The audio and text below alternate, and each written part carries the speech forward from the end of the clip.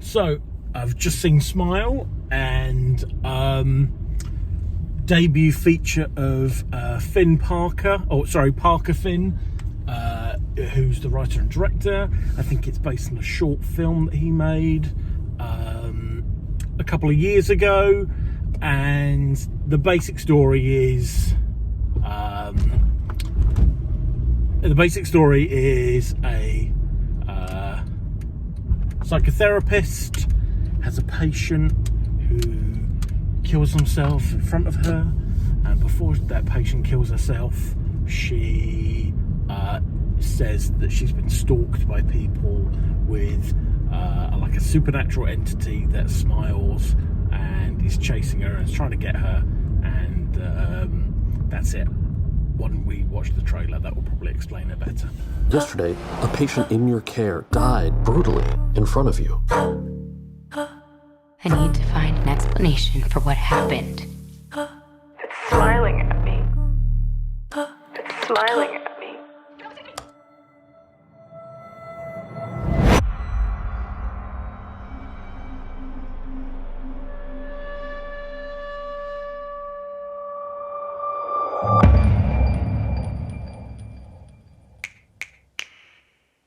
You're going to die! You're going to die!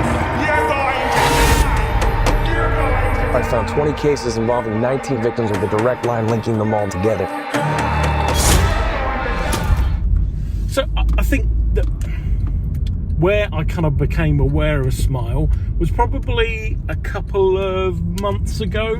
I saw the trailer at the cinema, and it sort of really stood out because there was no one in it I really recognised at all, and no one I really recognised in it at all. It sort of looks a bit TV movie-ish, and that's something I would say probably quite a lot all the way through this interview. It looks slightly TV movie-ish, and it was weird that they were putting a sort of a trailer for it out in front of whatever I was seeing, and it probably would have been sort of quite a big release that I was watching, and it sort of something didn't quite add up. And normally I always think that's quite a good sign when a studio is putting out something theatrically and on a wide release that doesn't really add up. There's no star names to it, it's not based on a franchise. That's normally quite a good indicator that it's going to be quite good.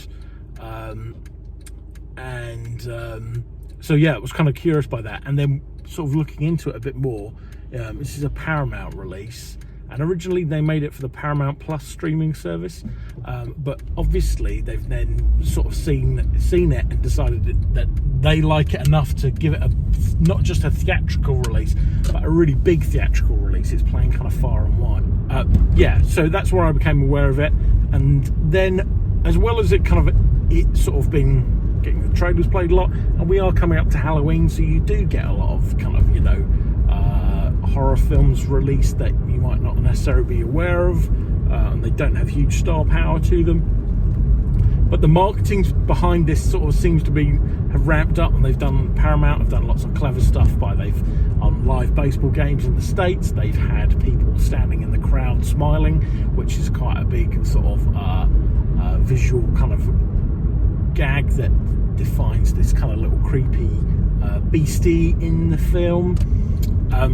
So again, it feels like Paramount are really pushing this, not because they have to, because they've got to make a ton of money back like they would if this was like a Transformers or a film or some massive franchise IP, but it feels like it's a studio really pushing something because they know it's good, and that they've got a lot of confidence that audience are going to respond to it and be good.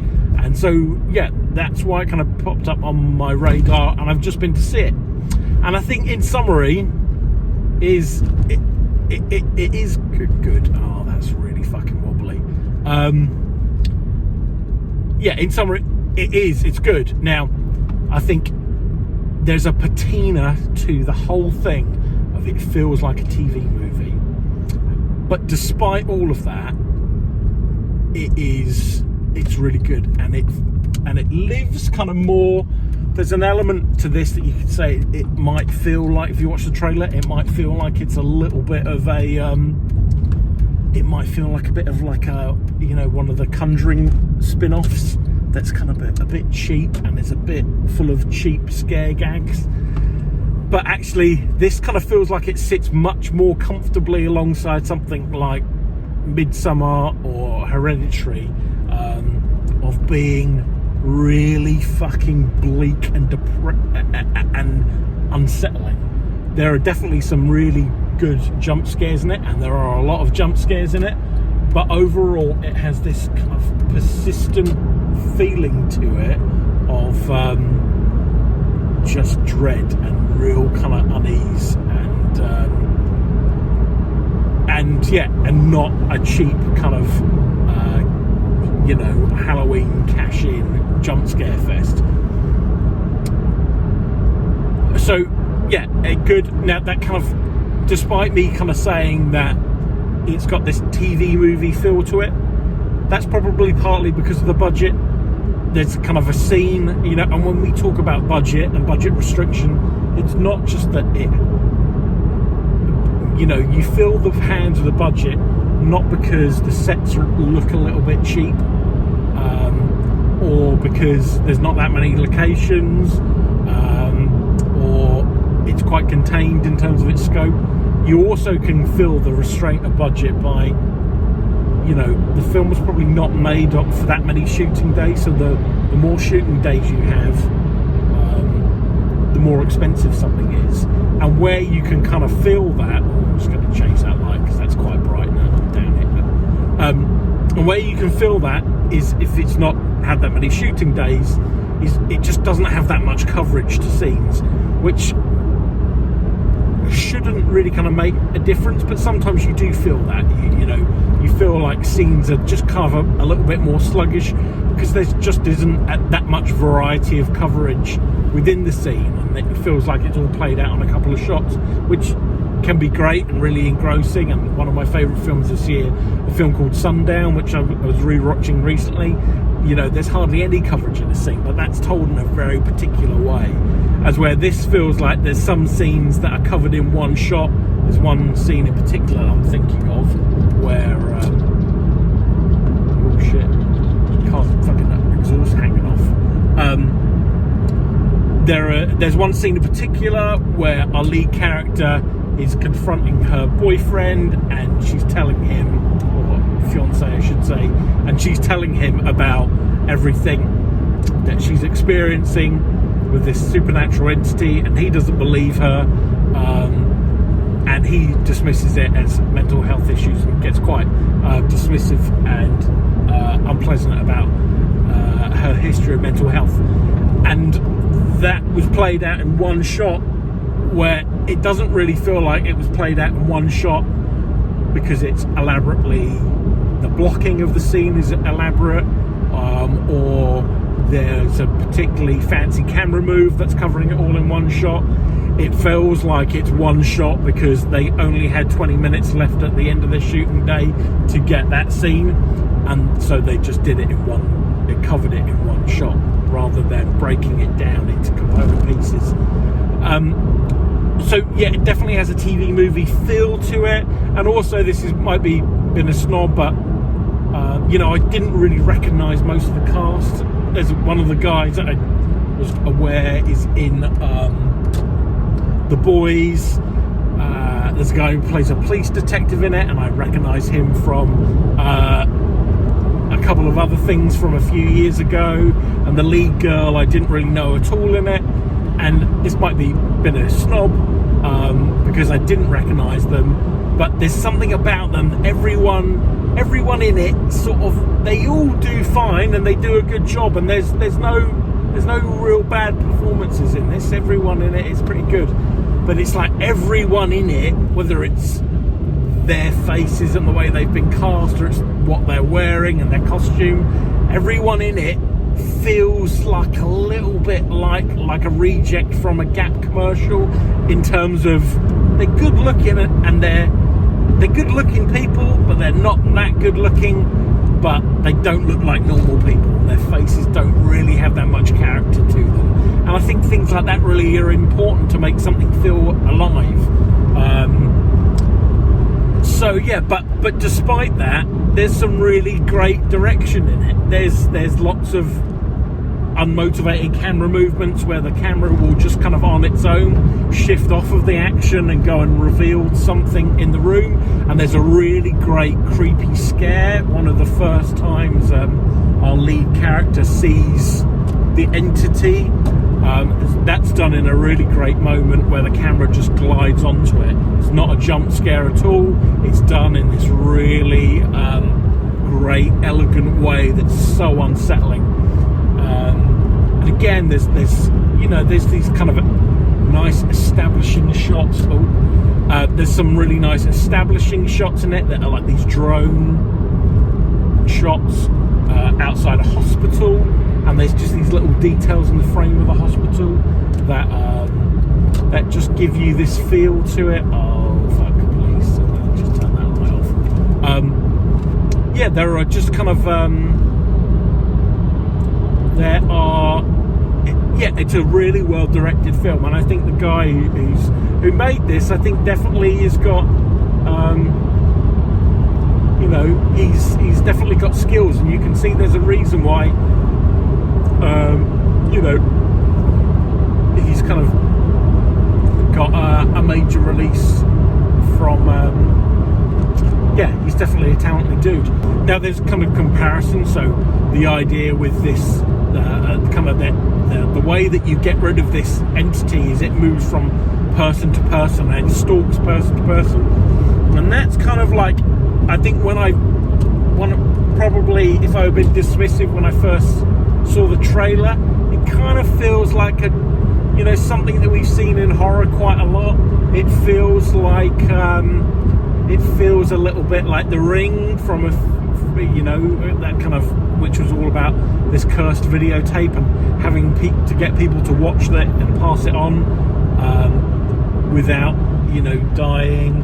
And then kind of more recently, and something that's a really well made film and is really ballsy and out there, It Follows, which is all about, again, people who are kind of stalked by this supernatural entity, and the way that they can kind of pass on the entity is they have to sleep with someone, and then the entity follows that person. So again, it kind of felt kind of, there's elements to this where the story itself and the kind of the plot gag is maybe you've kind of seen it been done before,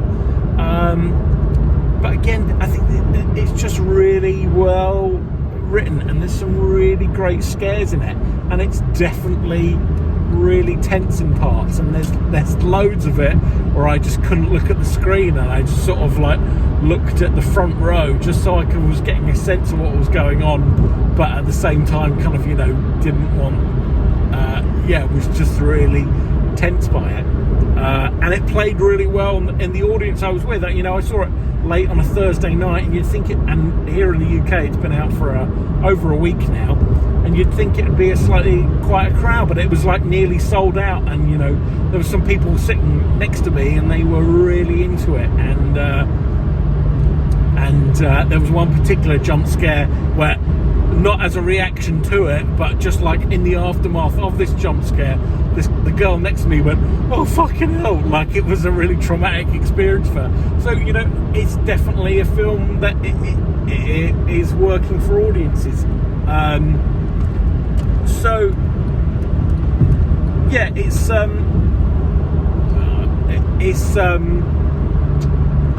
It's good, despite it sort of looking TV movie-ish.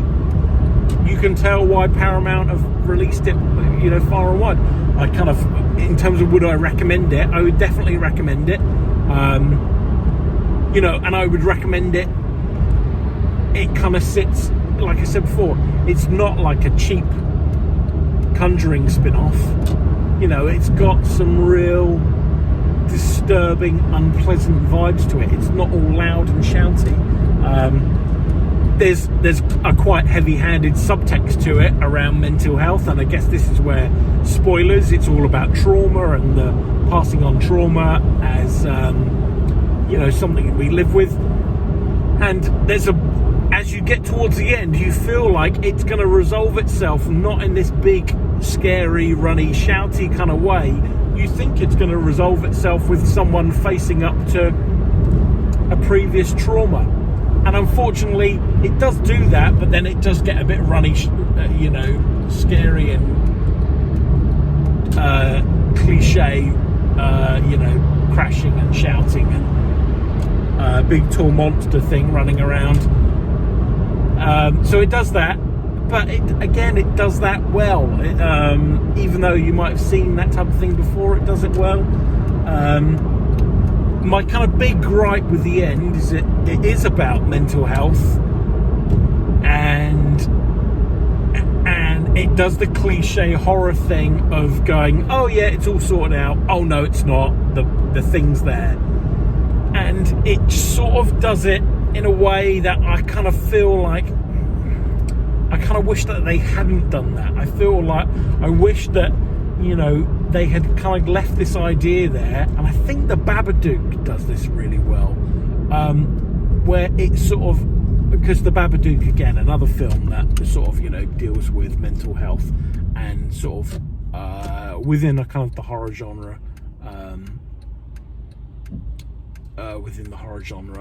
and in The Babadook, my memory is basically The Babadook, the manifestation of like the mum's kind of depression and mental health. She learns to live with it, and it doesn't go away, but she keeps it in the basement of the house, and she doesn't let it affect everyone else's life, and she knows that it will drag her down at times, but she can manage it. And this doesn't do that. This kind of just does the thing of, it sets up the creature as like this manifestation of her mental health, but it gets her in the end. And obviously people do suffer, and people do lose their lives to mental health, but I feel like, don't do the cliche horror thing of saying, oh yeah, it's all resolved. Oh no, wait, it's not. I think there's a balance where you can acknowledge that mental health is something that people will suffer for their entire lives, and it will be difficult for them, but you don't have to. I'm going to put that light back on now because fucking hell, it's dark.